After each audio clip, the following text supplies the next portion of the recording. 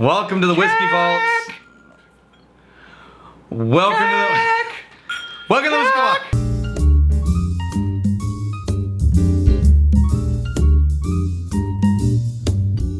All right, this is a gift. James E. the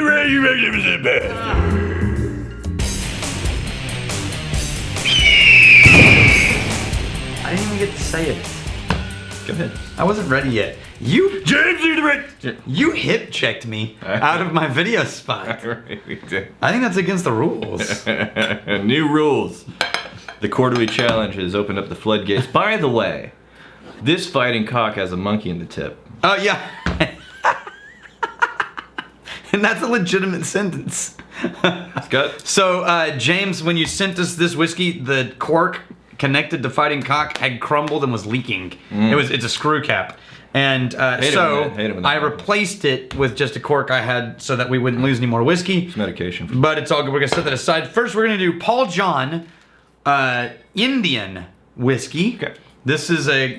from India. Produced by John Distilleries in Goa, India. Okay. The Paul John range of single malt whiskeys named after the chairman.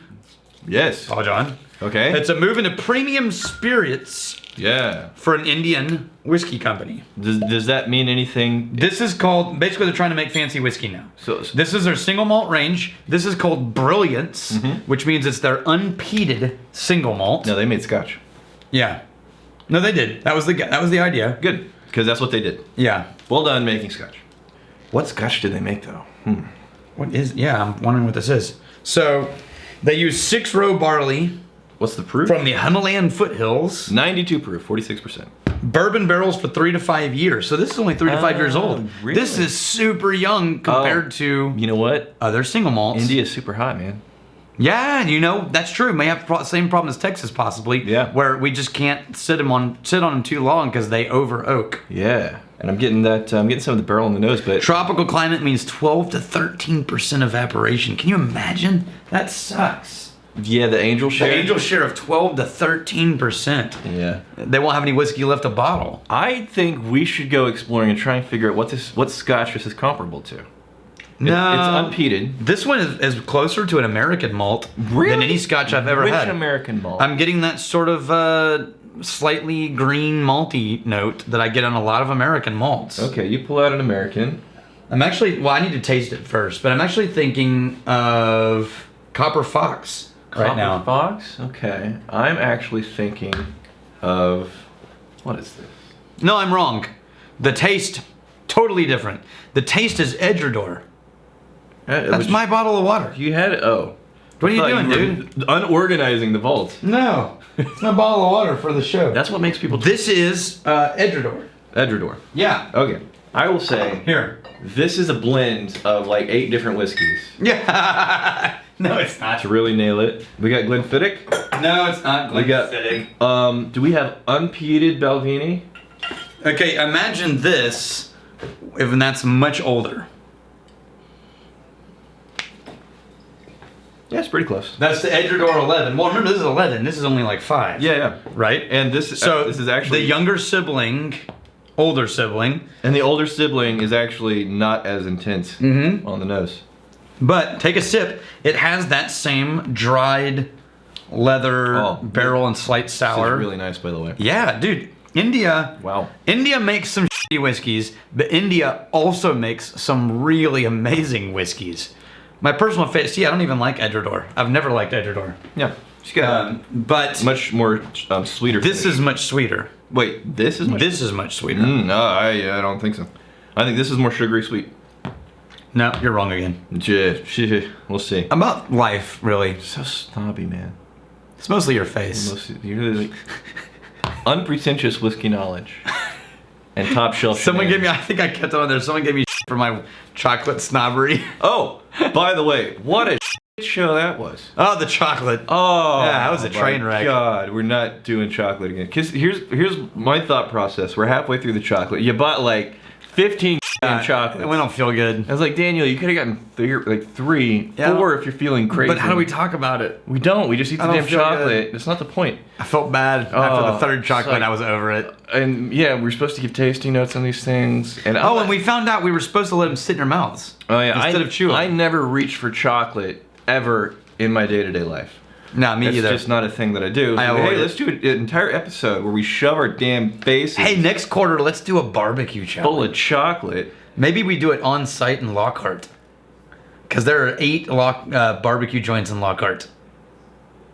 Maybe we just do a random episode with a handheld camera. And just whenever I feel like I need to throw you out this damn window, you come up with just the best idea. That is Wait, amazing. I want to back up a little bit because evidently there's times when you feel like you want to throw me out this damn window. Yeah. And we've not talked about No, that. I got the window chosen. Which one? Well, see, here's the thing. You would think it's this one. Yeah, because I'm closer to that one But at a distance. No, there's no running start here. Oh, The okay. barrel's in the way. Okay. This one, or if you have the curtain in the way, this one. Oh, okay. Just right out Clear there. shot. Well, see, I'm closer to the roof of my office, so I have a better chance. I gotta tell you, I'm flattered you think I have that much upper body strength. Oh, I'm just gonna basically fall over the ledge, is what you're saying? If I'm feeling strong, if I'm feeling firm, you may hit your head on the edge of your roof. Your whole body. It's like when you're wrestling with a kid, Right. and they're like, huh, and you dramatically throw yourself on the floor. Oh, I have a proud dad moment. Okay. I'm a sure proud dad moment. I have a 10-year-old and a 7-year-old. And the other day, I walked in with no warning. Yeah. My 10-year-old's brushing his teeth. Yeah. And I walk into the and I have this little toy gun they have.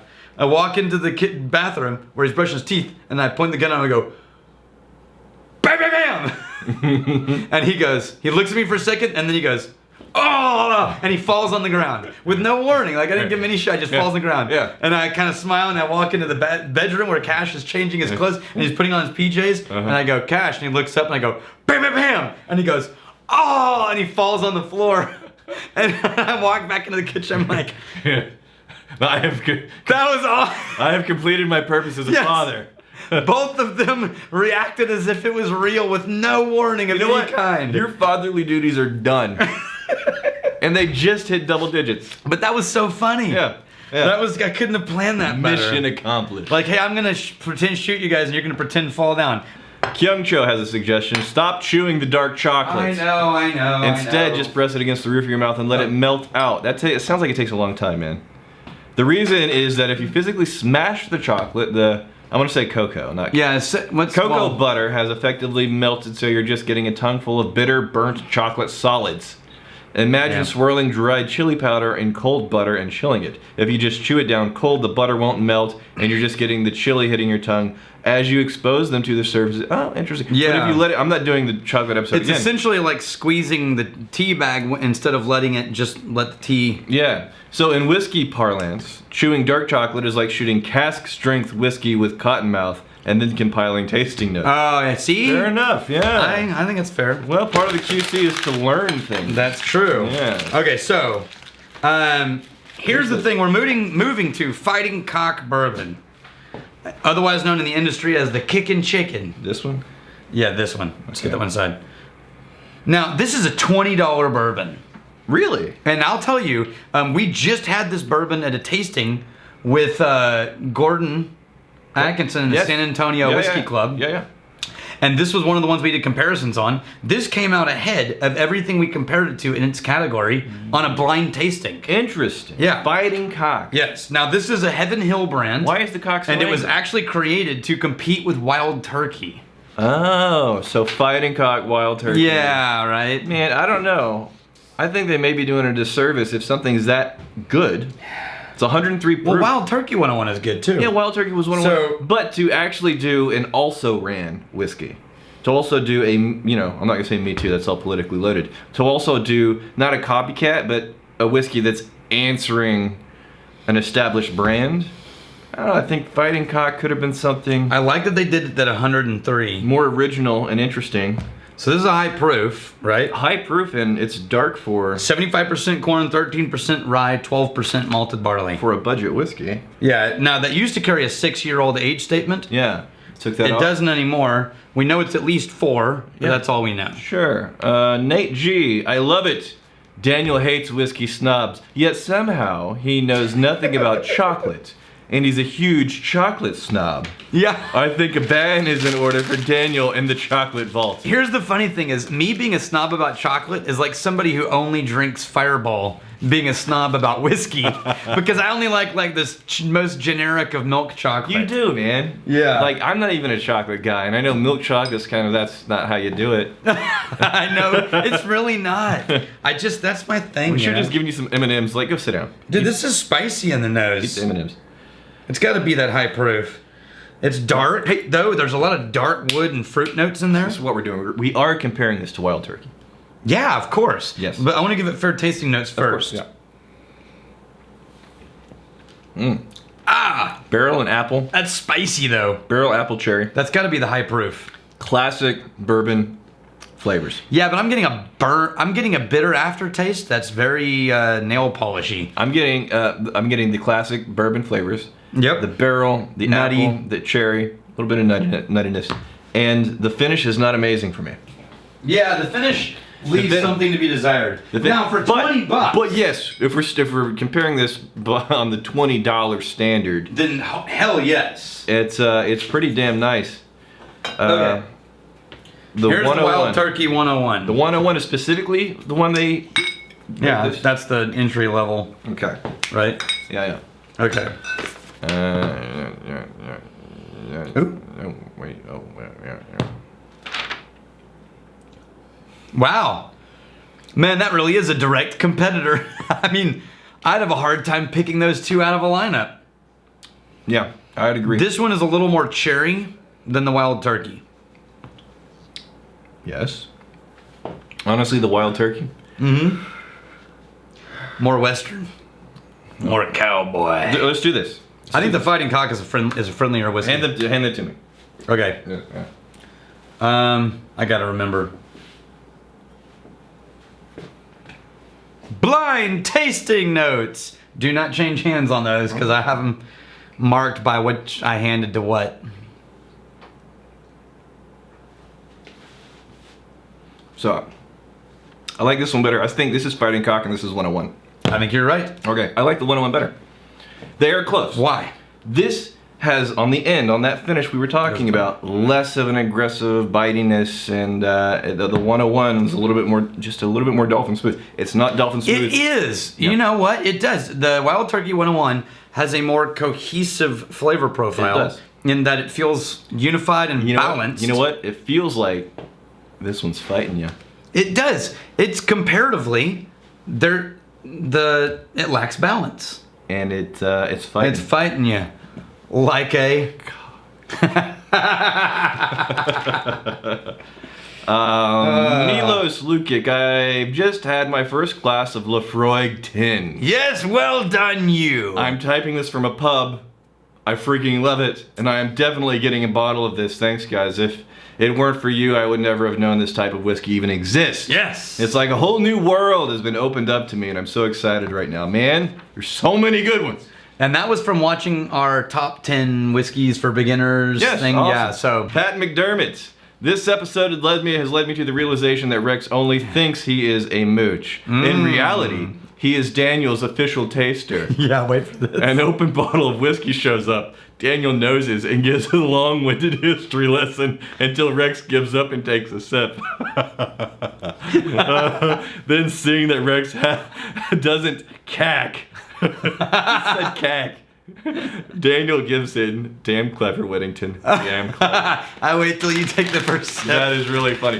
Which Totally true. By the way, we have come to this. We have come to the realization that the channel has grown so much. Mm-hmm. There's an official policy that has been enacted at the school here, the nonprofit school, is we can't actually review things because we're not the only people that are tasting these. We can't actually review things that are opened when they show up. Oh yeah, that's a new rule. If you mail us something that's open, it's not gonna be tasted. Which, as a matter of fact, one of the next upcoming Magnificent Bastards sent us a unbelievable spread of whiskey, right. and in it was a half-full bottle of Highland Park 18. Ooh. I will dispose of that for you. Yeah. I will dispose of that for you. Safety first. No, it's really because there's other people in the vault here. I don't care if Daniel dies, and I'm strong like bull. So. Me strong like bull. All right. Well, I think that does it. I think we agreed that although you could see how they're trying to very match. Similar flavors. The one's a little bit more cohesive. Yeah. Here's to fighting, stealing, and drinking. If you fight, may you fight for friends. If you steal, may you steal a lover's heart. And if you drink, may you drink with us. Hey, thanks for hanging out with us in the Whiskey Vault. Don't forget to throw in a like, hit that subscribe button on the bottom right, and drop a question or comment down below.